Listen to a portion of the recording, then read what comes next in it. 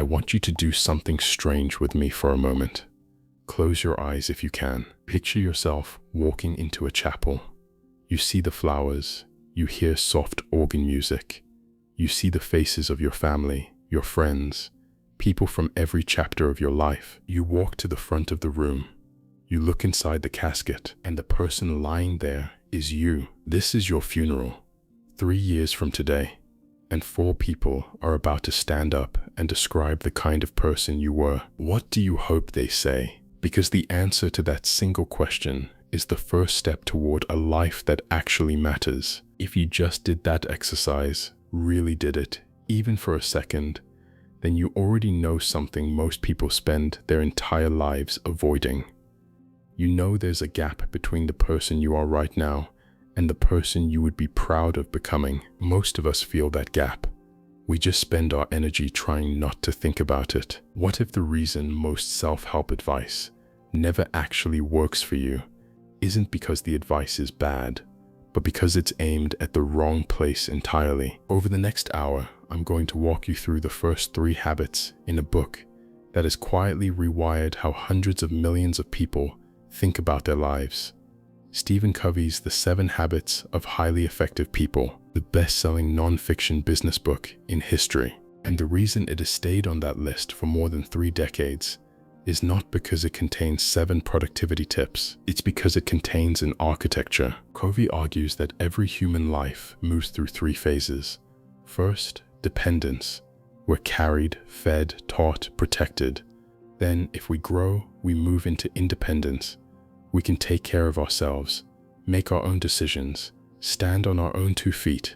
And then, if we're fortunate, we grow again into interdependence, where we can do things with other people that none of us could ever do alone. Most self-help content is stuck on step 2. It's obsessed with independence. Be tough, be productive, be your own boss, grind alone, don't need anyone. But Covey's entire point, the insight that separates this book from almost everything else you've ever read, is that you cannot skip the order. You cannot build a healthy relationship with another person if you haven't first built a healthy relationship with yourself. You cannot win in public if you haven't first won in private. That is what this part is about. The private victory. The quiet, internal, day in, day out work of becoming someone you can actually trust. By the end of this conversation, you will understand 3 habits that, once they're inside you, change everything downstream. How you respond when life hits you hard. What you actually want your life to be about when you strip away what other people expect. And how you spend the one resource you can never, ever get more of. But before we touch a single habit, we need to talk about a shift that has to happen first. Because without this shift, none of the habits work. They become techniques. And techniques without the right foundation always fail. The foundation: character, personality, and the inside-out shift. Stephen Covey spent 25 years doing something unusual. He read basically everything, every self-help book, every success manual, every essay on human effectiveness written in America over the previous 200 years. Think about that for a moment. 200 years of advice about how to live a good life, stacked on top of each other. And when he was done reading, he noticed something almost nobody had pointed out. A split. A quiet, invisible switch that had happened around the year 1920.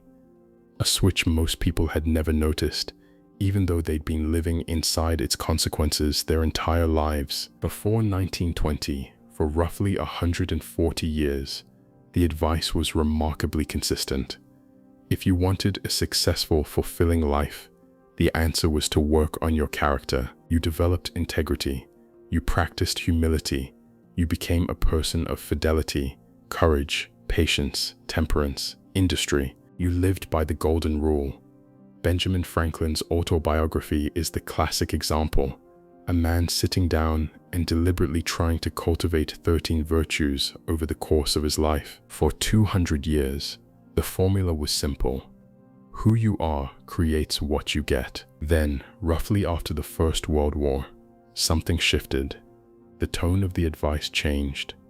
Self-help books started talking less about who you were and more about how you came across, how to smile, how to project confidence, how to work a room, how to influence people, how to manage your image, how to appear successful so you could become successful. Now, none of these things are bad, but notice the subtle switch.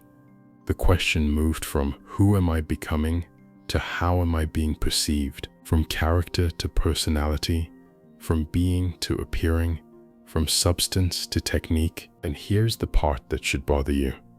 That's still where we live. 100 years later, almost everything you've ever been taught about self-improvement, about confidence, about dating, about career, about influence, almost all of it comes from the personality tradition, not the character tradition, which means, if Covey is right, most of us are trying to get somewhere using a map that was drawn for a different country. Now, why does any of this matter?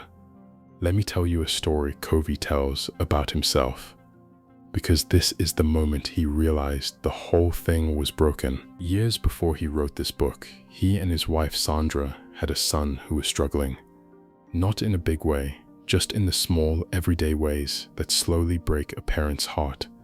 He was shy, he was small for his age, other kids teased him, he was awkward at sports.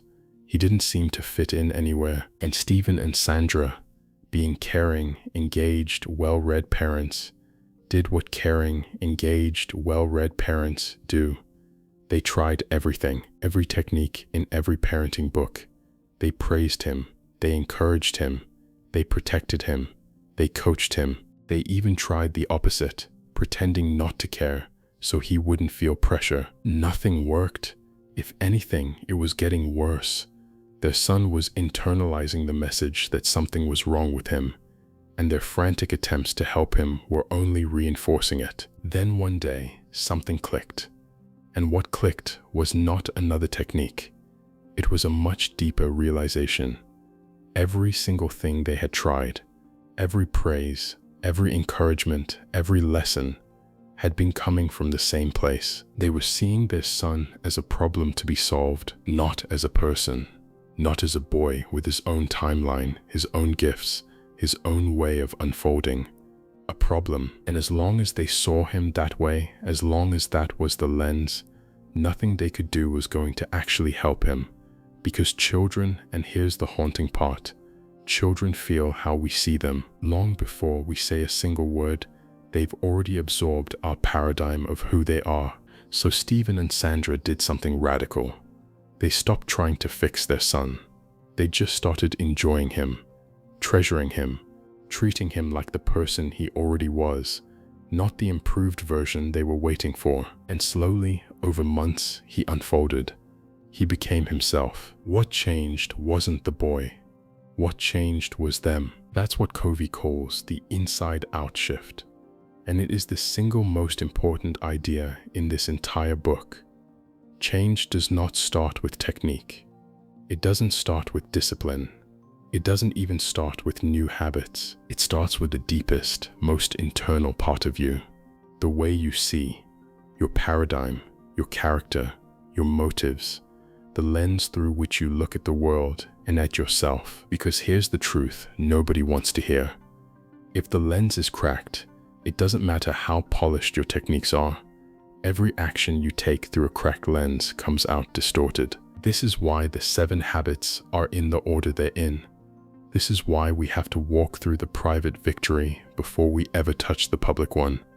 You cannot build effective relationships with other people on top of an ineffective relationship with yourself. Inside, then out.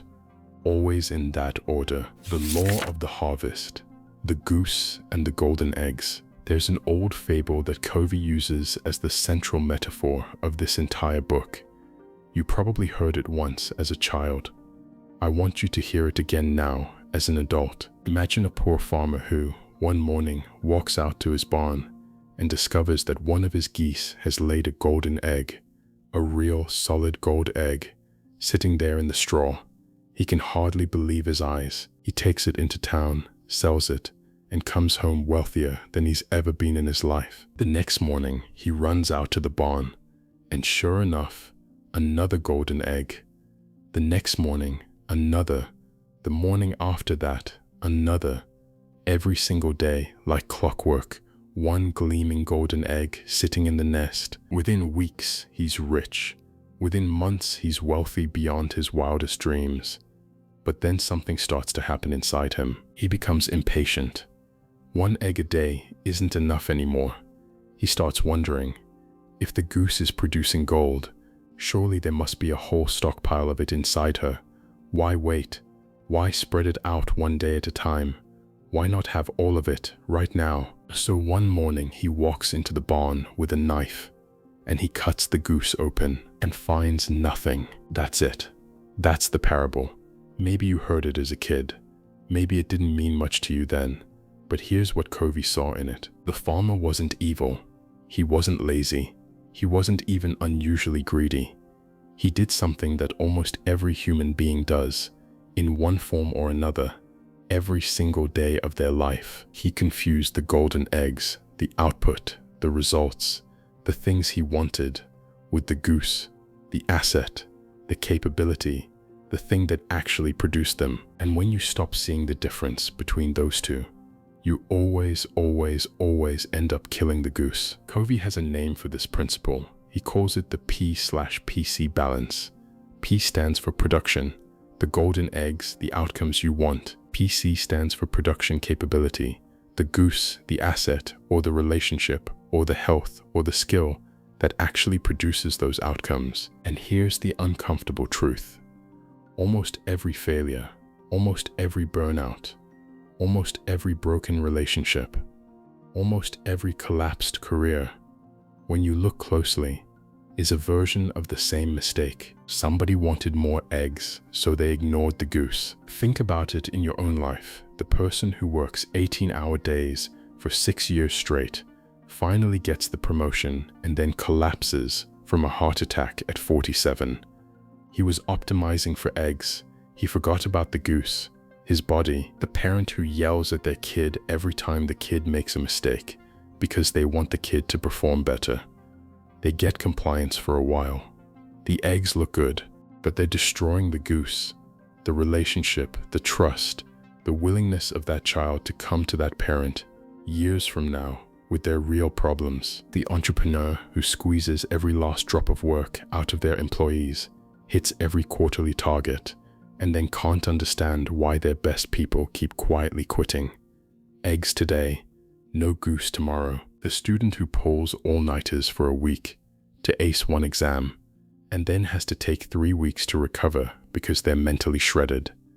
Eggs today, no goose tomorrow. Or, and this is the one that hits closest for most of us, the version we all do to ourselves.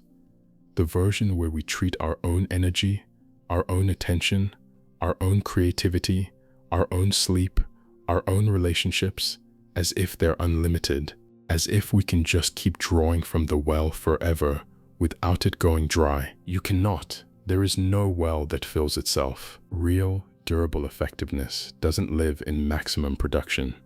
It doesn't live in endless self-care either. It lives in the balance, in taking care of the thing that produces the results, so that it keeps producing them, month after month, year after year, decade after decade. And here is why this matters for every single thing that follows. The habits you're about to learn are going to ask you to do some things that feel hard. They're going to ask you to slow down, to think about your life before you live it, to build relationships before you need them, to invest in things that don't pay off for years. That is not wasted time. That is feeding the goose. Keep this image in your mind for the rest of this hour. Every single habit we're about to talk through is either about producing better golden eggs or about taking care of the goose that lays them. And in most cases, it's both. Now, with that foundation in place, we're ready to talk about the first habit. The habit that, more than any other, separates the people who shape their lives from the people whose lives get shaped for them. Habit 1. Be proactive. Before we talk about what this habit means, I want you to meet a man, because Covey builds this entire habit around one person's story, and it is, quite possibly, the most important story in the history of modern psychology. His name was Viktor Frankl. In the late 1930s, he was a young, brilliant psychiatrist practicing in Vienna. He had been trained in the Freudian tradition, which means he believed, the way most of his professional generation believed, that a human being is essentially the product of their childhood. Whatever happened to you as a child shaped your personality. It shaped your impulses, your fears, your behaviors. And once those patterns were set, you couldn't really do much about them. You were, in a sense, a machine that had already been programmed. That was Frankl's worldview in his 20s. And then the Nazis came. Frankl was Jewish. And so in the early 1940s, he and his pregnant wife, his parents, his brother, his entire family were arrested and shipped to the concentration camps. His wife died in the camps. His brother died. His mother was sent to the gas chamber at Auschwitz. His father died of starvation. Out of his entire immediate family, only his sister survived. Frankl himself was moved through 4 different camps over the course of 3 years. He endured torture. He endured forced labor in conditions no human body should survive. He watched the people around him die every single day. He was stripped of his clothes. He was stripped of his name, given a number instead. He was stripped of his profession, his research, his book manuscripts. He was stripped of everything a person can be stripped of. And one day, naked and alone in a small room, something happened to him. Something that, decades later, he would describe as the moment that changed his entire understanding of what a human being is. He became aware for the first time in his life of what he later called the last of the human freedoms, the one freedom his captors could not take away. They could control his entire environment. They could do whatever they wanted to his body. They could take his family, his work, his dignity, his health, his identity, but they could not take away how he responded to what was happening to him. Between what the world did to him and his response to it, there was a space his captors could never reach, and inside that space, he was still free. So Frankl began to do something extraordinary. In the middle of one of the worst human hells ever constructed, he began to project himself forward in time. He would imagine himself, years after the war, standing at a lectern in a classroom, teaching his students about what he was learning right now, about the psychology of survival, about the meaning people find in suffering, about the nature of human freedom. He was, in effect, living inside a life that didn't exist yet, and he was using it to find meaning in the life that did. And here's the part that still, every time I read it, gives me chills. As he practiced this mental discipline, as he grew this small embryonic freedom inside himself, something started to happen. He became an inspiration to the people around him. Fellow prisoners began seeking him out. Some of the guards even began to listen to him. He helped people find reasons to keep living when every visible sign around them said living was pointless. His captors had more liberty. They could go anywhere they wanted. They could do anything they wanted.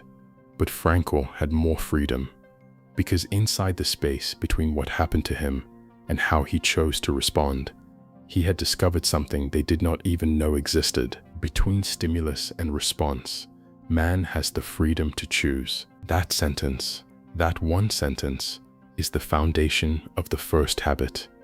And once you really understand it, you cannot go back to seeing your life the way you did before. Because here is what most of us have quietly been taught, without ever being told it directly, that the things that happen to us determine how we feel, that the way people treat us determines how we respond, that our childhood determines our personality, that our job determines our mood, that our circumstances determine our state of mind. In other words, we've been taught that we are machines. Stimulus goes in, response comes out, and the response is determined by the programming we received long ago. And Covey, following Frankl, says, no, that is not what a human being is. A human being is the one creature on this planet that has a space between stimulus and response.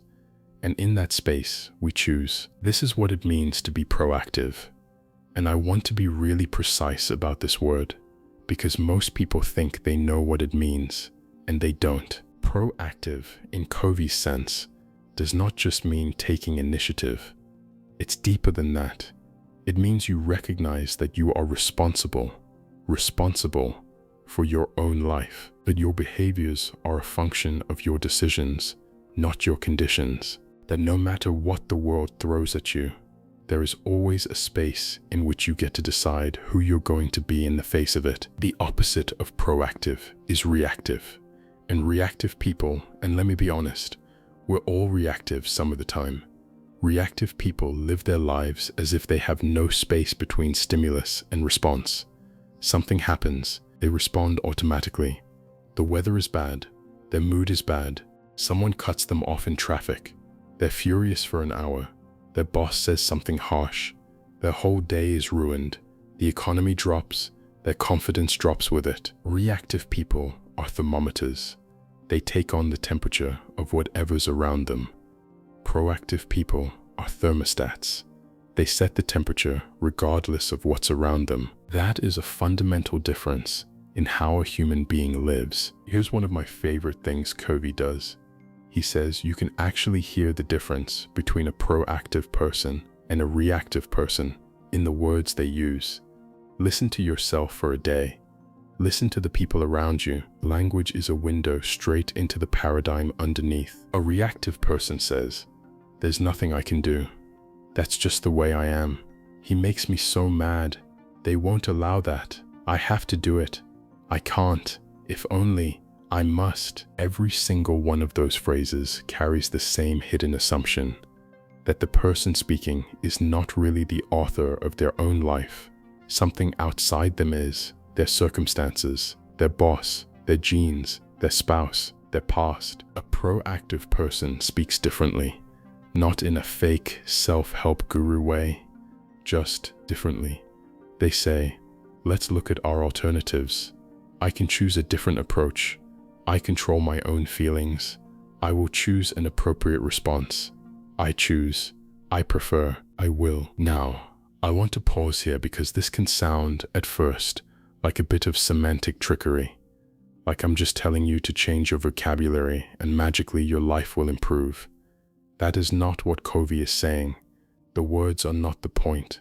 The words are the symptom. What you're listening for is the underlying belief about who is in charge of your life. Because there are a lot of things you genuinely cannot control. You cannot control the weather. You cannot control your boss's mood. You cannot control what your parents did to you when you were 7. You cannot control the economy or the political climate or what some stranger on the internet thinks about you. But here's the question Covey wants you to sit with. How much of your time and energy and emotional fuel do you currently spend worrying about, complaining about, being reactive to things in exactly that category? Things you do not control, and how much do you spend on the things you do control? Covey has a framework for this that I think is one of the most useful mental models in the entire book. He calls it the 2 circles, the circle of concern and the circle of influence. Imagine a large circle. Inside that circle, put every single thing you care about: your health, your family, your career, your country's politics, the climate, the economy, your favorite sports team, the war on the other side of the world, your neighbor's yard, your weight, your taxes, your kids, your retirement, all of it. Every concern you carry, that is your circle of concern. Everything you think about, worry about, or care about goes in there. Now, inside that big circle, draw a smaller one, the circle of influence. This smaller circle contains only the things you can actually do something about, the things where your action has leverage: your health, your words, your choices, how you treat your spouse, what time you wake up, what you read, who you spend time with, what you say yes to, what you say no to. And here's the entire point of the exercise. You can look at any person's life, and within about a week of paying attention, you can tell which of those 2 circles they spend most of their time in. Reactive people spend most of their energy in the circle of concern. They focus on the weaknesses of other people, on problems in the environment, on things they have no control over. They complain about their boss. They complain about the government. They complain about the weather. They complain about their ex. They pour hour after hour of emotional energy into things they cannot move. And because that energy is being pumped into territory where they have no leverage, their actual circle of influence, the place where they could actually make a difference, starts to shrink. When you focus on what you can't control, the things you can control start to slip away. Proactive people do the opposite. They focus their energy inside their circle of influence. They work on the things they can actually move. And something fascinating happens when you do that consistently over weeks and months and years. Your circle of influence grows. Think about the person at work who just keeps quietly doing excellent work. They don't complain about decisions made above them. They don't gossip about colleagues. They just focus on the parts of the job they can actually do well. 5 years later, where do they tend to be? They tend to be the ones who get promoted. They tend to be the ones who get consulted. They tend to be the ones whose opinion starts to matter. Their actual sphere of influence expanded because they stopped pouring energy into territory they didn't control. And now think about the opposite person. The person who spends every lunch break complaining about the boss, the company, the market, the politics, the team, the clients. 5 years later, where are they? Usually they're exactly where they were, sometimes lower, because every drop of energy they had was spent on a map with no exits. This is not about pretending the world is fair. It isn't.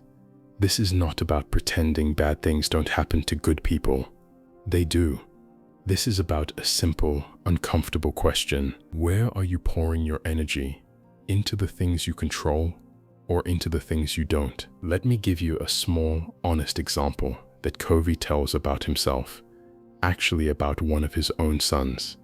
Because this stuff doesn't just apply to careers, it applies to how we think about ourselves. One of his sons, very early on, picked up a script, a story about who he was.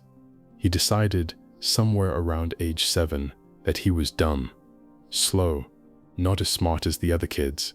Maybe a teacher said something careless. Maybe he compared himself to his brothers. Maybe some tiny comment from a relative landed in the wrong way at the wrong age. Whatever the origin, once that script was running, it started to confirm itself.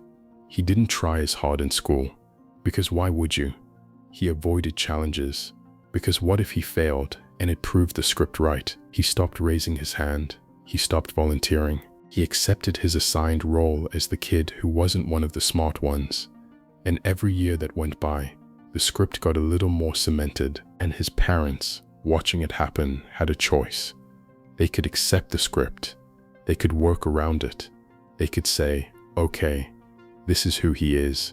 We'll adjust our expectations. Or they could sit him down and help him see that the script wasn't real, that it had been handed to him by circumstances, not written into his nature, that between every new challenge he faced and his automatic reaction to it, there was a space, and in that space, he could choose a different response. And that is what they did. Slowly, patiently, over years, they helped him rewrite the script. And the boy who had decided at 7 that he was dumb grew into a man who was anything but. Now, you might be listening to this and thinking, okay, this all sounds good in theory, but I have real problems. My job is genuinely bad. My relationship is genuinely difficult. My finances are genuinely tight. The things I'm reactive to aren't small. They're big. They're real. Covey doesn't argue with that. The problems are real. But he does want to point something out. He divides all the problems in your life into 3 categories: direct control problems, problems involving your own behavior; indirect control problems, problems involving other people's behavior; and no control problems, problems where there's literally nothing you can do, like past events or circumstances totally outside your reach. And here is the part that will surprise you. The solution to every one of those categories, all 3, lies inside your circle of influence. Direct control problems solved by working on your own habits. That's squarely in your control. Indirect control problems, problems with other people's behavior, those are solved by working on your own methods of influence. How you listen, how you speak, how you show up. Your methods are also in your control, even though the other person's behavior isn't. And no control problems, the things you genuinely cannot change, those are solved by learning to accept them gracefully and live well in spite of them, which is, at the deepest level, a character issue.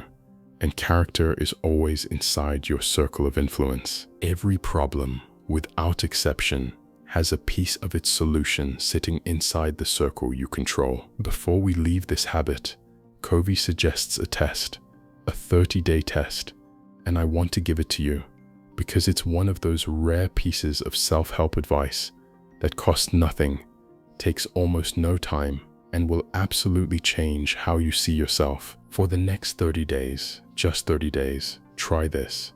Make only small promises to yourself and to others, and keep every single one. Be a source of light in your work, not a judge. Be part of the solution, not part of the problem. Try it first in your marriage, in your family, in your job. Don't argue with other people's weaknesses.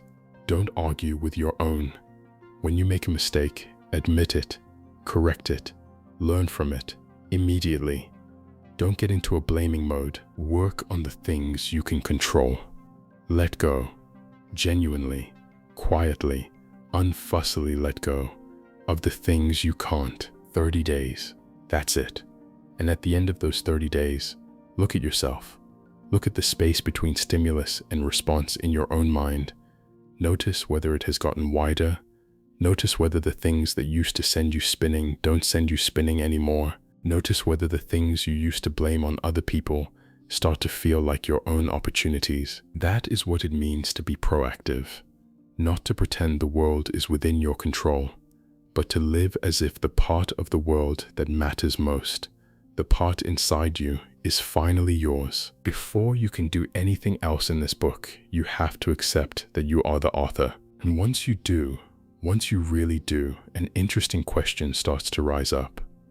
If I am the author of my own life, then what do I want this story to be? Which is exactly where the second habit begins. Habit 2. Begin with the end in mind. If the first habit asked you to take ownership of your life, the second habit asked you a harder question, a question almost no one stops to actually answer. Ownership of what exactly? Because here's what Covey noticed. After watching thousands of high-achieving, hard-working, ambitious people burn themselves to the ground, most of us are climbing ladders, climbing them fast, climbing them harder than anyone else on the ladder, sacrificing relationships, sleep, health, joy, peace, climbing, and only when we get near the top do we finally look up and realize the ladder has been leaning against the wrong wall the entire time. You can spend 30 years climbing with everything you have. You can outwork everyone around you. You can win every promotion, hit every target, beat every benchmark, and still, at the end of it, find yourself standing on a rooftop you never wanted to be on, wondering how you got there. The first habit makes you the climber. The second habit asks, before you take another step, are you sure this is the right ladder? I want to bring you back to the exercise we started this whole conversation with, the funeral, because Covey opens this habit with the full version of that scene, and this time I want to walk you through it slowly. Close your eyes again, if you can. Take a breath. You're walking into a chapel or a funeral home, somewhere quiet, somewhere formal. There are flowers. There's soft organ music playing in the background.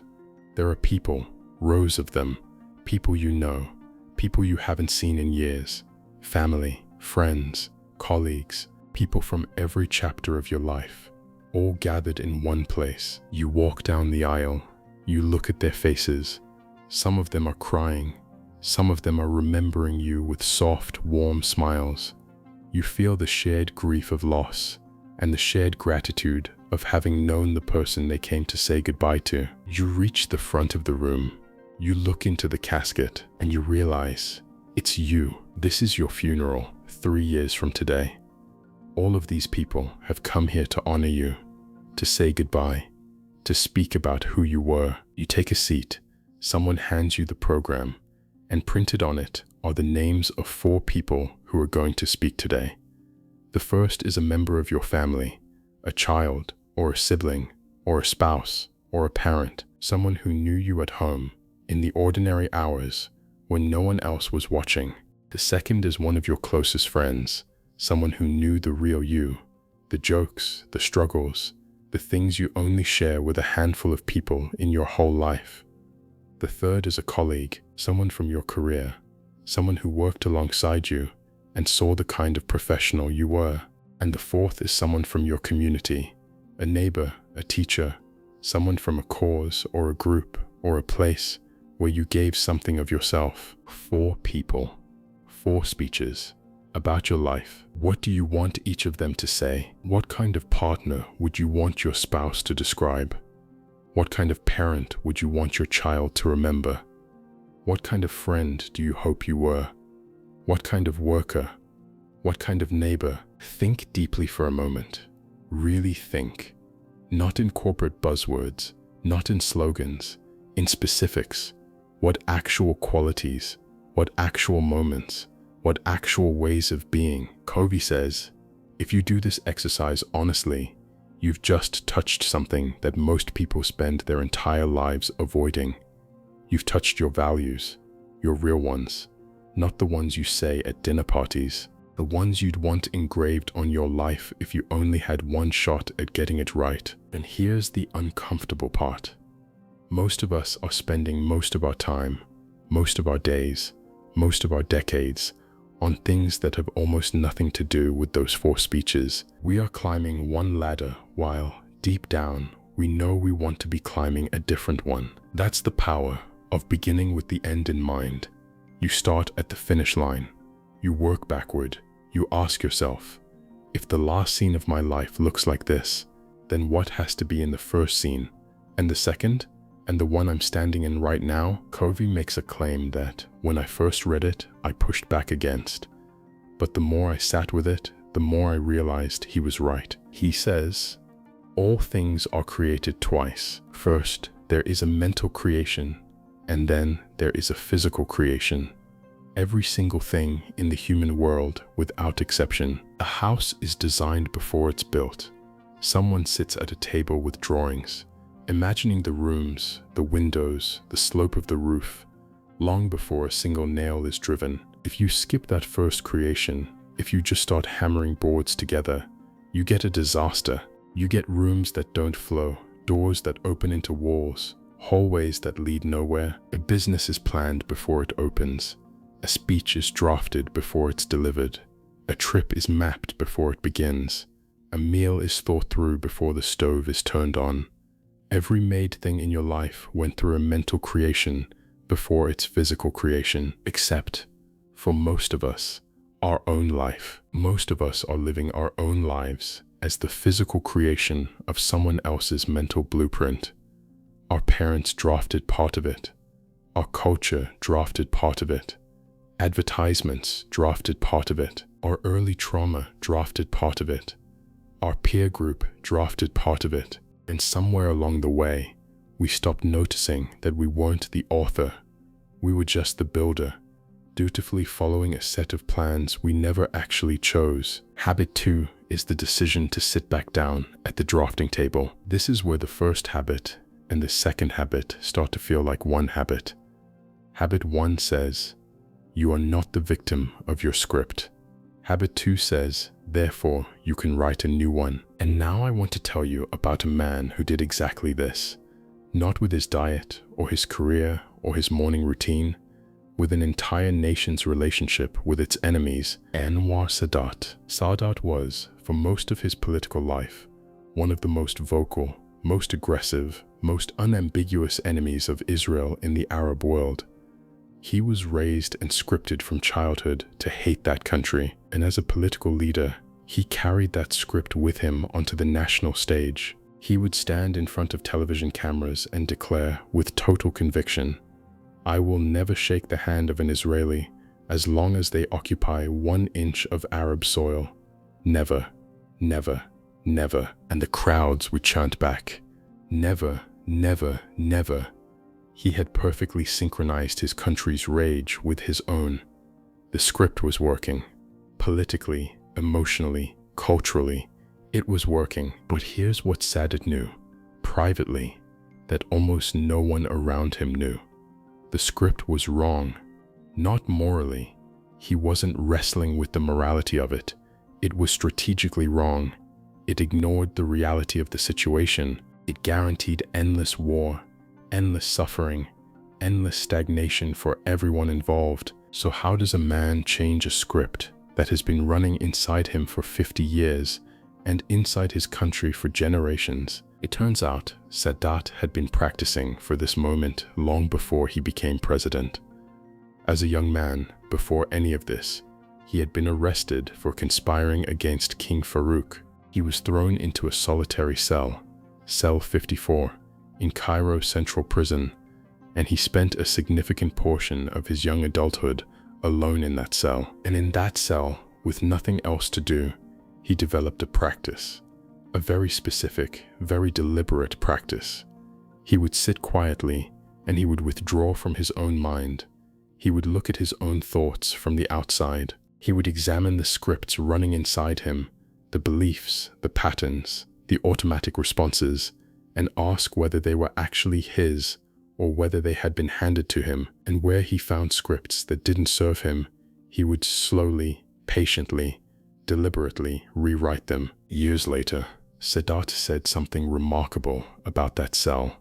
He said, "I was almost sad to leave because it was in that cell that I realized the deepest kind of success is not success in the world. It's success with yourself, mastery over self, victory over self, the private victory," the same idea at the heart of this entire part. And decades later, when Sadat was the president of Egypt, he used that same muscle he had built in a prison cell. He rescripted himself toward Israel. He didn't just change his policy, he changed the paradigm underneath the policy. He visited the Knesset in Jerusalem, the first Arab leader ever to do so. He shook hands with Israelis. He opened what became the Camp David Accords, one of the most precedent-breaking peace initiatives in modern history. A man who had spent his whole life saying never, never, never, rewrote his own script so thoroughly that he walked into a country he had vowed never to step foot in. Now, and this is the part Covey wants to land, if Anwar Sadat can rescript 50 years of national and personal hatred in a prison cell using nothing but his own self-awareness and his own imagination, what exactly is your excuse for the scripts running inside your own head? The story you've told yourself about your career, the story you've told yourself about your marriage, the story you've told yourself about your money, about your body, about what you're capable of, about who you are. You did not write most of those stories. You inherited them. You absorbed them. They were installed in you long before you had a say in it. But you are sitting in a cell with them right now, and you have the same self-awareness, the same imagination, the same conscience, the same independent will that Sadat had. You can look at any one of those scripts, really look at it, and ask whether it is actually true. And where it isn't, you can begin to rewrite it. Now, once you accept that you can rewrite your scripts, a new question surfaces. And this is where Covey goes somewhere that most productivity writers never touch. He says, "All right, so you're going to write a new script for your life. Fine. But a script has to come from somewhere. It has to have a center, a source, a place where its values come from. So the question is, what is at the center of your life right now? Because whatever is at the center of your life is what you're actually living for, whether you realize it or not. It's the source of your security, your guidance, your sense of what's important, and your power to act." Covey walks through a whole list of possible centers, And I want you to listen to these carefully, because you're probably going to recognize one of them as the one you've been unconsciously living from. Some people are spouse-centered. Their entire emotional life rises and falls based on how their partner is treating them that week. If the partner is warm, they feel whole. If the partner is distant, they feel abandoned. They have built their entire sense of self on another human being who by definition is imperfect and inconsistent. Some people are family-centered, not in the sense of loving their family, which is a beautiful thing, but in the sense of deriving their entire identity from family approval. They cannot make a choice that goes against family expectations, even when they know those expectations are wrong for them. Some people are money-centered. Every decision is filtered through what it will do to the bank account. Their self-worth tracks their net worth. In good years, they feel successful. In bad years, they feel worthless. Some people are work-centered. Their entire identity is their job title. Ask them who they are, and they'll tell you what they do for a living. When the job goes away, through layoff or retirement or illness, they don't know who they are anymore. Some people are possession-centered. Their security depends on the things they own, the car they drive, the neighborhood they live in, the brand of bag they carry. Some people are pleasure-centered. Their center is whatever feels good right now. Food, substances, entertainment, distraction. Some people are friend-centered or enemy-centered, which is worse. Their whole life is organized around a person they hate, a person who hurt them, a rival they can't stop thinking about. That enemy is, functionally, running their life. And some people are self-centered in the narrow sense. Every decision filters through what's in it for me. This sounds like power, but it's actually the weakest center of all, because the self alone is not stable enough to hold up a whole life. Every one of these centers has the same problem. They are variable. They shift. They move. They can be taken from you. Your spouse can leave. Your money can disappear. Your job can end. Your possessions can burn down. Your pleasure can turn into addiction. Your enemy can die. Yourself has bad days. If the center of your life is unstable, everything built on top of that center is unstable too. Your security, your guidance, your sense of what matters, all of it shakes every time the center shakes. So what's the alternative? Covey's answer is build your life around principles, not people, not things, not emotions, not outcomes. Principles. Principles are things like integrity, fairness, honesty, human dignity, service, quality, growth, patience. They don't move. They don't change based on who's in the room. They don't get taken from you when your circumstances shift. They are the lighthouses of a life. When your center is a principle, say integrity, you know what to do when your boss pressures you to fudge a number. You don't have to think about it. You don't have to run a calculation about what's in it for you. The principle decides, and it decides the same way on a good day as on a bad day. When your center is a principle, your security doesn't come from other people's approval. It comes from your alignment with something bigger than yourself. Your guidance doesn't come from your mood. It comes from a stable internal compass. Your sense of what matters doesn't shift with every new trend. It's been settled long ago. A principle-centered life is not perfect. It's still full of hard choices and painful trade-offs, but it's a life that can weather storms, because the foundation isn't something the storm can move. Which brings us to the most practical thing this habit asks you to do. The thing that, if you actually do it, will change the next decade of your life more than any book you'll ever read. Write a personal mission statement. Now, I know the words mission statement probably make you think of a vague corporate paragraph hanging on a wall in a conference room. Forget that. Covey means something much more personal. A mission statement for you is a written document, maybe a page, maybe 2 pages, maybe a paragraph, that captures the answer to those 4 funeral speeches. What kind of person am I becoming? What principles are non-negotiable for me? What do I want to stand for in my family, in my work, in my community. It is the written blueprint of the life you are trying to build, the mental creation, the drafting table you sit down at as the author before you go back out and become the builder. And I want to be honest with you about something. This is not an hour's exercise. Covey says most people take weeks, sometimes months, to really write a mission statement that resonates with them, because what you're doing is excavating. You're looking underneath every script you inherited, every expectation you absorbed, every story you told yourself, to find what is actually truly yours. But here is the payoff. Once you have it, really have it, every decision in your life gets easier. You have a compass.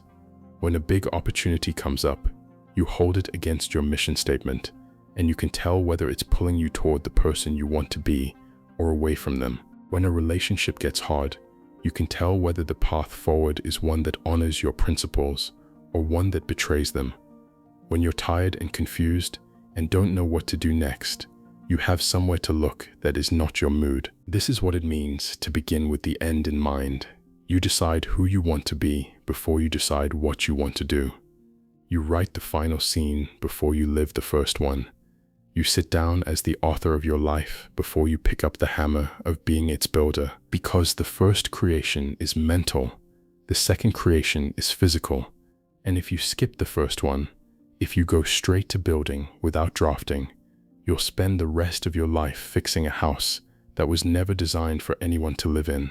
Alright, so now you're proactive, you're the author, and you've started to sketch out, even roughly, the life you actually want to live. There's only one problem left, and it's the problem almost every person reading this is secretly struggling with right now. How do you actually spend your days on what matters when the world is constantly pulling you toward what doesn't? Which is exactly where the third habit comes in. Habit 3, put first things first. Let me start this habit with a quote Covey opens it with. It's from Goethe, and it's the entire habit in one line. Things which matter most must never be at the mercy of things which matter least. Read that again in your head. Let it land, because almost all of us, if we're really honest, live in exactly the opposite pattern. The things that matter most in our lives are constantly at the mercy of things that don't matter at all. Our health gets postponed because an email came in. Our relationships get neglected because a project ran long. Our deepest goals get pushed to next year because this year is too busy. We are not failing because we don't know what matters. Most of us know exactly what matters. We are failing because, somehow, the things that matter keep losing to the things that don't. Habit 3 is about fixing that, and it builds directly on the first two habits. In a way I want you to see clearly before we go any further. Habit 1 made you the author. You are in charge. Habit 2 gave you the script. You know what kind of life you're writing. And habit 3 is the actor walking onto the stage day after day and actually performing it. The first two habits are mental. Habit 3 is physical. It's the moment by moment, hour by hour, decision by decision work of actually living out the life you designed. Covey puts it simply. Habit 2 is the first creation. Habit 3 is the second creation. And without habit 3, everything you decided in habit 2 is just a wish. So how do you actually do it?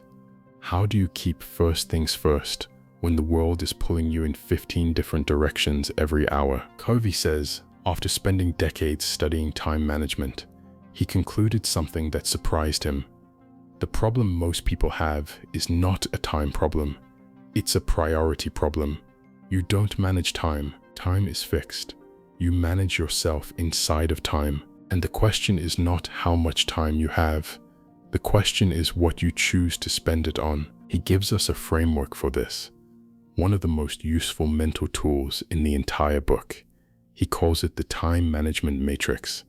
And I'm going to describe it in a way you can visualize in your head, because you don't need paper to use it. Imagine a square divided into 4 smaller squares.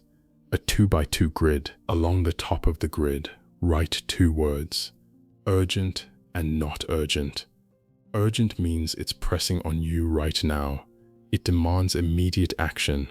Your phone is ringing. The deadline is today. The meeting is in 5 minutes. Something is on fire. Along the side of the grid, write 2 more words. Important and not important. Important means it matters to your mission, your goals, your deepest values. It moves you toward the life you're actually trying to build. Now, those 2 dimensions give you 4 boxes, 4 quadrants, and every single thing you do with your time, every minute of your life, fits into one of these 4. Quadrant 1. Urgent and important. Crisis, pressing deadlines, emergencies. The kid is sick. The report is due. The pipe is leaking. These are things you genuinely must handle right now because they matter and they can't wait. Quadrant 2. Not urgent but important. Planning, long-term thinking, exercise, building relationships, learning new skills, strategic work, prevention, maintenance. These are things that will matter enormously in 6 months or 6 years, but they are not screaming at you today. Quadrant 3. Urgent but not important. Interruptions. Some phone calls, some emails, some meetings, other people's pressing priorities that have somehow become yours. These things feel urgent because they're loud and they're fast. But if you stepped back, you'd see they don't actually move your life anywhere. Quadrant 4. Not urgent and not important. Time wasters, scrolling, busy work, escape. The things we do when we're tired and we just want to zone out. Now here's the question that, if you sit with it honestly for about 60 seconds, will change how you look at your entire week. Where are you actually spending most of your time? Covey says, when he asks people this, the answers fall into predictable patterns. The first pattern is what he calls the crisis manager, the person who lives almost entirely in quadrant 1. Everything is always on fire. Everything is always urgent. They careen from one emergency to the next, feeling productive because they're always busy, but burning out rapidly because living in quadrant 1 eventually destroys a human being. You cannot live at a sprint pace forever. And when a quadrant 1 person finally does collapse, where do they escape to? Not to quadrant 2, that would be too hard. They escape to quadrant 4, to the couch, the phone, the binge, the numb. So their whole life becomes a seesaw between crisis and collapse, with nothing in between. The second pattern is the person who lives in quadrant 3.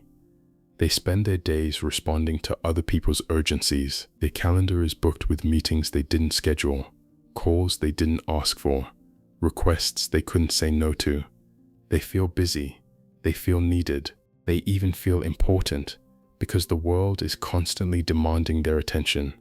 But when they look back at the year, they realize they didn't actually accomplish anything that mattered to them. They accomplished a lot for other people and almost nothing for themselves. The third pattern is the person who lives in quadrant 4. People who have given up on trying to make their life mean something, so they just pass the time. This is a sad quadrant, but it's where many of us end up, at least for stretches. And then there's the fourth pattern, the pattern of effective people.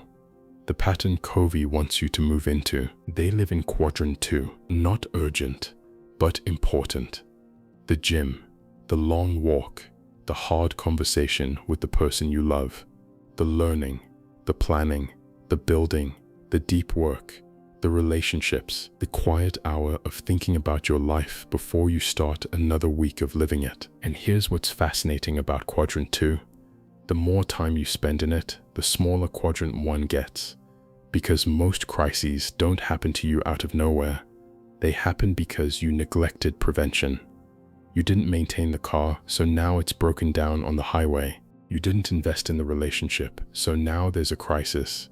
You didn't take care of your health, so now there's a diagnosis. Quadrant 2 is prevention. It's strategy. It's the slow, patient work that makes tomorrow easier instead of harder. And almost nobody does enough of it. Because it doesn't shout, it doesn't ring, it doesn't ping your phone. It just sits there quietly waiting while quadrants 1 and 3 scream for your attention. The single most important decision you make every day is whether to spend time on things that scream or on things that matter. Now, here's the uncomfortable part. If you want to spend more time in quadrant 2, you have to take that time from somewhere. And Covey is very clear about where it has to come from. You cannot take it from quadrant 1 because those are real crises. You have to handle them. You can shrink quadrant 1 over time by preventing crises, but in the short run, you still have to put out the fires in front of you, which means the time for quadrant 2 has to come from 3 and 4, from the urgent but not important, and from the time wasters, from the interruptions, the unnecessary meetings, the reactive email, the scrolling, the escape. This is why habit 3 requires habit 1 and habit 2 underneath it. Because to take time away from quadrant 3, to look at a pressing request from someone else and say no to it, calmly and without apology, you have to have something bigger you're saying yes to, a proactive sense of your own life, a mission that is more important to you than other people's urgencies. Covey says, it's almost impossible to say no to the popularity of quadrant 3 or the pleasure of quadrant 4 if you don't have a bigger yes burning inside you. That bigger yes comes from habit 2. Without it, you'll spend your whole life reacting. Now I want to tell you a story from Covey's own life, because this habit is not just about managing your calendar. It's about how you lead yourself and how you lead other people, including the people you love most in the world. Covey had a son named Stephen, and one summer when Stephen was about 7 years old, the Covey family sat down for a family meeting. They had written out a set of household goals, and they were assigning jobs. Who was going to handle what? Who was going to take care of which part of running this family? When they got to the yard, mowing the lawn, keeping the yard clean and green through the hot Utah summer, 7-year-old Stephen raised his hand. He wanted the job. Now Covey had a choice here. He could have just told his son to go mow the lawn. He could have handed him a list of instructions, told him exactly what to do, when to do it, and how. Most parents would. Most bosses do the same with their employees. But Covey saw this as a chance to do something different, something he calls stewardship delegation, instead of what he calls gopher delegation. Let me explain the difference. Gopher delegation is when you tell someone, go do this, then come back and I'll tell you what to do next. Gopher, you're using them as hands. You're still the one thinking. You're still in charge of every decision. They're just executing your orders step by step. Stewardship delegation is different. It's when you give someone a result and you trust them to figure out how to produce it. You give them clarity, resources, and ownership, and then you step back. So here's what Covey did. He took his 7-year-old son, Stephen, and he walked him next door to the neighbor's yard. Look, he said, see how our neighbor's yard is green and clean? That's what we're after. Green and clean. Now come back to our yard. See the mixed colors? That's not green. That's not what we want. Green and clean is what we want. Now how you get it green is up to you. You can do it any way you want, except paint it. But if you want my opinion, I'd turn on the sprinklers. You could use buckets. You could use a hose. I don't care, as long as the grass is green. Then he said, now let's talk about clean. Clean means no messes, no paper, no sticks, no bones, no toys lying around. Let me show you what clean looks like. And he and his son took out 2 paper bags and cleaned up half the yard, just half. Then Covey pointed, look at this side. Now look at the other side. See the difference? And little Stephen looked, and his eyes caught something. Wait, he said. I see some paper behind that bush. Oh, you're right, Covey said. I didn't even see that. You have good eyes, son. And then Covey sat down with this 7-year-old and had a conversation most parents never have with their children. He said, before you decide whether you want this job, I want you to understand what it means. Because if you take this job, I'm not doing it anymore. It's your job. It's what we call a stewardship. A stewardship is a job with trust, I trust you to do it. And then he asked, now, who's going to be your boss? Stephen thought for a moment. You, Dad? No, Covey said. Not me. You are. You boss yourself. How do you like it when Mom and Dad nag you all the time? I don't, the boy said. We don't like doing it either. It causes a bad feeling, doesn't it? So you boss yourself. Now, guess who your helper is? Who? I am, Covey said. You boss me. Whenever I'm around and you want help, you ask me and I'll do what you ask. I'll do whatever you need me to. And then, this is the part that I think is genius.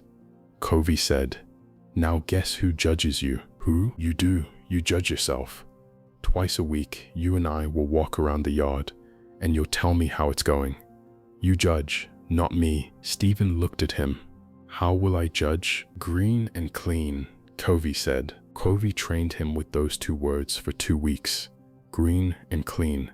That's the goal. Green and clean. That's the standard. Green and clean. That's the picture in your head. 2 weeks of drilling those 2 words into his son's mind so that the whole job, the whole stewardship, lived in a phrase the boy could hold. And then the day came. The agreement was in place. The training was complete. The yard was Stephen's. It was a Saturday, and the boy did nothing. Sunday, nothing. Monday, nothing.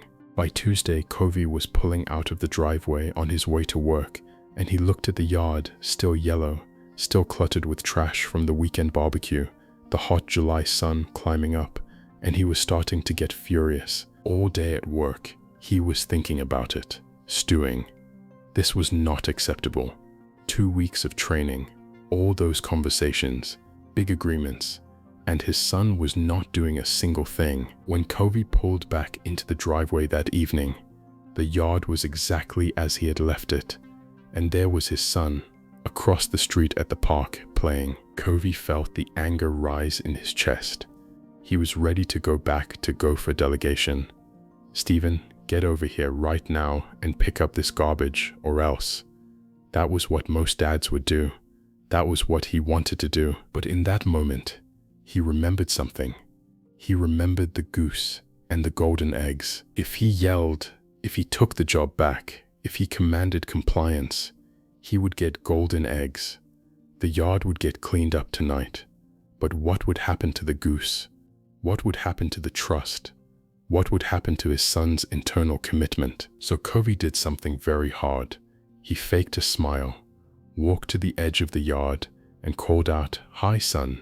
How's it going?" "Fine," the boy called back. Covey waited until after dinner. Then he said, "Son, let's do what we agreed. Let's walk around the yard together, and you can show me how it's going with your stewardship." And as they walked out the door, little Stephen's chin started to quiver. Tears welled up in his eyes.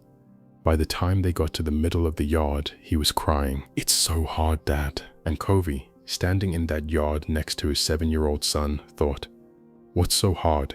You haven't done anything." But then he realized. He knew exactly what was so hard. It wasn't the mowing, it wasn't the cleaning, it was self-management, self-supervision, being the boss of yourself when you are 7 years old and have never had to be the boss of anything in your life before. So Covey said, "Is there anything I can do to help?" "Would you, Dad?" The boy sniffed. "What was our agreement?" "You said you'd help me if you had time." "I have time," Covey said. And the boy ran back into the house and came out with 2 paper bags. He handed one to his father, pointed at the weekend barbecue mess. "Would you pick that up?" he asked. "It makes me sick." And Covey did. He picked up the garbage, did exactly what his son asked him to do. And Covey said, that was when his son signed the agreement in his heart. That was when it became his yard, his stewardship, his responsibility. From that moment forward, for the rest of that summer, Stephen only asked for help 2 or 3 times. He kept that yard greener and cleaner than it had ever been under Covey's own care. He even started reprimanding his siblings for leaving gum wrappers on the lawn. Trust is the highest form of human motivation. It brings out the very best in people. But it takes time. It takes patience. and it doesn't skip the training. Now, why does this story belong in habit 3? Why is a story about a 7-year-old and a lawn the centerpiece of a chapter on time management? Because Covey is making a very specific point about what effectiveness actually is. If Covey had just mowed the lawn himself, it would have taken him an hour. Done. Quick and efficient. But he would have been stuck mowing that lawn every week for the rest of his son's childhood. Instead, he spent 2 weeks training his 7-year-old, an enormous investment of time. Quadrant 2 work, not urgent, important. And from that point forward, the yard took care of itself. Effectiveness is not the same as efficiency. Efficiency is doing things fast. Effectiveness is doing the right things in the right order so that the next round is easier. Efficiency focuses on the golden eggs. Effectiveness takes care of the goose. And that is the heart of habit 3. The things that matter most, your quadrant 2 activities, are almost never the fastest, the easiest, or the most urgent. They're the slow ones, the patient ones, the investments, but they are the only ones that compound. The only ones that make your next year easier than this year. The only ones that actually build a life you want to live in, which means habit 3, when you strip it down, is really asking you one question. Every single day, every single hour, over and over again, am I spending this time on what matters most?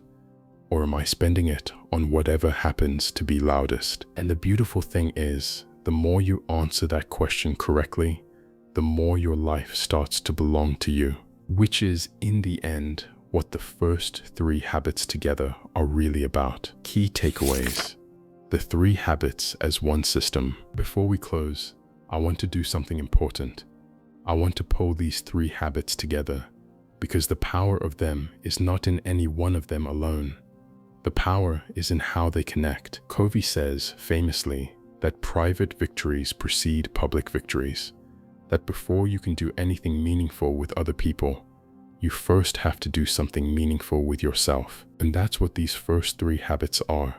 Together, they are the architecture of a private victory. I want you to picture 3 different versions of the same person, same age, same background, same intelligence, same opportunities, just 3 different ways of living their life. The first version is reactive. Things happen to them and they respond. Their mood is a function of their morning coffee.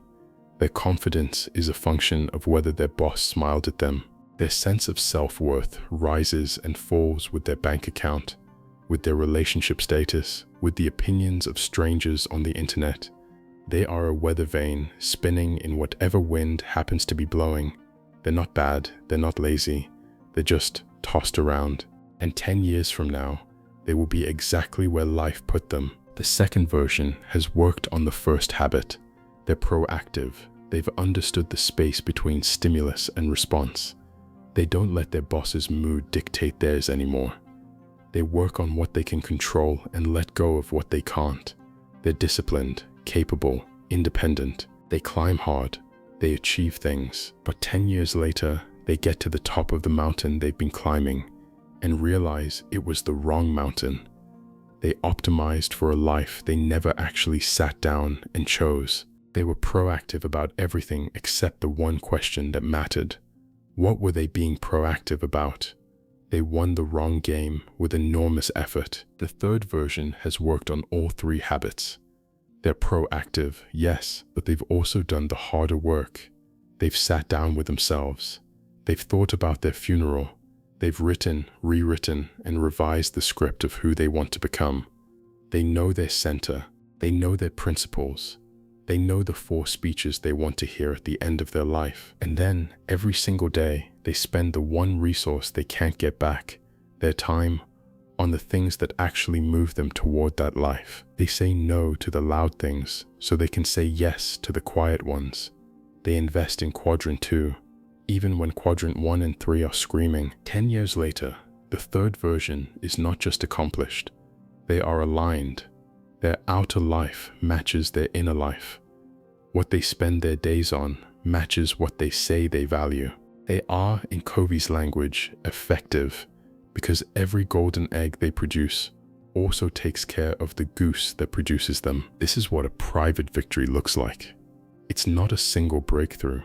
It's 3 quiet commitments made over and over again until they stop being things you do and start being things you are. Habit 1 gives you ownership. You are the author, not the victim, not the passenger, the author. Habit 2 gives you a compass. You know what you're writing toward.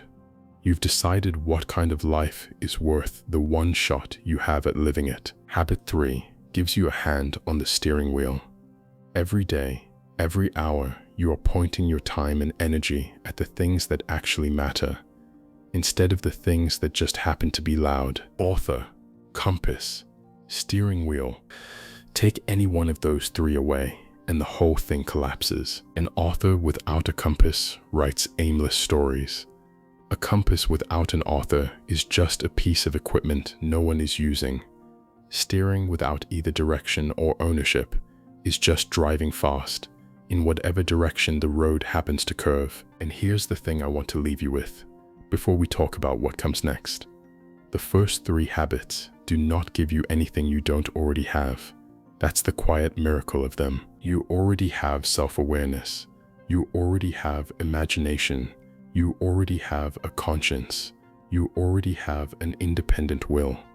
You have everything inside you right now that Viktor Frankl had in that cell. You have everything Anwar Sadat had when he re-scripted himself. You have everything Covey drew on when he taught his son about green and clean. The habits are not new equipment. They are a new relationship with equipment you've had all along, which means the private victory is not something you have to earn. It's not something you have to wait until you have more time, more money, more maturity to begin. It's available to you right now, in this hour, in the next hour, in tomorrow morning's hour. You can choose proactively. Right now, you can begin with the end in mind. Right now, you can put first things first. Right now. That's the whole point. The 7 habits are not 7 achievements to check off. They are 7 ways of being, and you can practice any of them at any level of your life, starting today. Now, I want to be honest with you about something. Everything we've talked about in this hour has been about you alone, your script, your center, your time, your victory, but no one actually lives alone. Not really. Not in any way that matters. Every one of us is surrounded by people whose lives are tangled up with ours.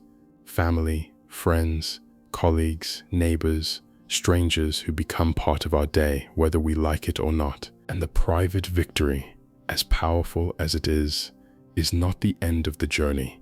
It's the beginning. It's the foundation you have to build before you can start doing something even harder, building things with other people, relationships, trust, collaboration, synergy. The person you've become through habits 1, 2, and 3 is finally ready for habits 4, 5, and 6, but only because they've done the inside work first. A person who hasn't won the private victory and tries to skip ahead to the public one always ends up manipulating, pretending, performing. Technique without character collapses eventually, but a person who has earned the private victory first has something unshakable to bring into every relationship, every negotiation, every collaboration. They have themselves, and once you have yourself, everything downstream becomes possible. Inside, then out. Always in that order. Closing. I want to take you back to where we started. The chapel, the flowers, the soft organ music, the faces of your family, your friends, your colleagues, your neighbors, the casket with you inside it, the 4 speakers waiting to describe who you were. An hour ago, I asked you what you hoped they would say, and I asked you that question before you had any idea how you might actually get there. Now you do. You have 3 habits, 3 quiet daily disciplines that, practiced over years, will turn the person standing in that casket into someone you would be proud of, someone whose family could speak with warmth, whose friends could speak with love, whose colleagues could speak with respect. whose community could speak with gratitude. That's the promise. That's the whole book. That's what a private victory builds. So I want to leave you with a question. Not a generic one, a specific one. One that Covey would want you to sit with after you turn this off. If you were to honestly audit the last 7 days of your life, the words you used, where you put your energy, what you said yes to, what you said no to, how you spent your hours, which version of you has been showing up? The first one, the second one, or the third? And if the answer isn't the third, if you're nowhere close to the third, what is the one thing you could change this week, just this week, to move one step closer? Don't try to change everything. Nobody changes everything. Just pick one thing, one script to rewrite, one quadrant 2 activity to begin, one reactive pattern to catch and reshape. Start there. The 7th habit, which we'll get to in part 2, is about renewal. And renewal starts with small, repeatable commitments, not giant transformations. The private victory is not won in a weekend. It's won in a lifetime of quiet choices, most of which no one will ever see. If this book is speaking to you and you want to go deeper, I cannot recommend the original enough. Stephen Covey wrote this decades ago, and it still hits with the force of something brand new. There's an audiobook version on Audible that is genuinely worth your time. I've left a link in the description, and if you use it, it helps keep this channel going at no extra cost to you. Part 2 of this conversation is where Covey takes everything we just talked about and asks, now what? Now that you've done the private work, how do you actually build things with other people? How do you negotiate without losing yourself? How do you listen without waiting to speak? How do you create with other humans outcomes none of you could create alone?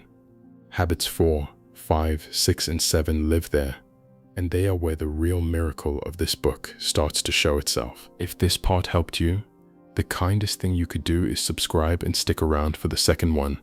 It's already on the channel, but whether you watch the second part or not, whether you ever come back here at all, I want you to walk away with one thing tonight. Every morning you wake up and life hands you a script. You didn't write most of it. You don't have to keep reading it. Between every stimulus you'll face today and every response you're about to give, there is a space, and in that space, quietly, invisibly, every single time, you choose well. I'll see you in part 2.